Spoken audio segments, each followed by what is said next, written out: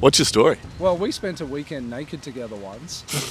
But there's good context as to why we did that. We have to sleep outside. Tyron tells us we're not eating. We're not naked at that point, but we are freezing, we're hungry, and we're told we're not allowed to sleep. So we're in the teepee or whatever it was. And it was so cold. It was f***ing freezing, and it was wet, and just a bunch of blokes kind of around one another not saying anything, and we couldn't sleep. And then it got to like 2 a.m. and Tyron suddenly says, right lads, we're going for a run. We're all like, what? We're going to go for a run. So we start following him, jogging to God knows where. It's dark, and eventually we end up at the river. And at some point Tyron announces to us that we're going to do a river swim in the middle of the night when we're already freezing. At that point it just made sense for everyone to take their clothes off, because we weren't going to jump into the river fully dressed. So the blokes just started getting naked. And as the event went on, and it's a lot about cracking people open. Tyron's great at doing that, cracking people open and getting them to share things.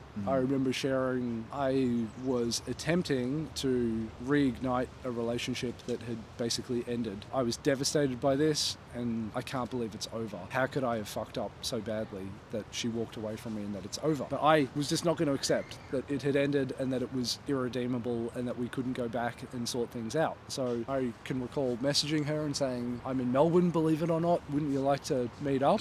And she was like, no, delete my number. Basically. And I remember reading that and my heart sinking, but I had brainwashed myself that I wasn't going to lose.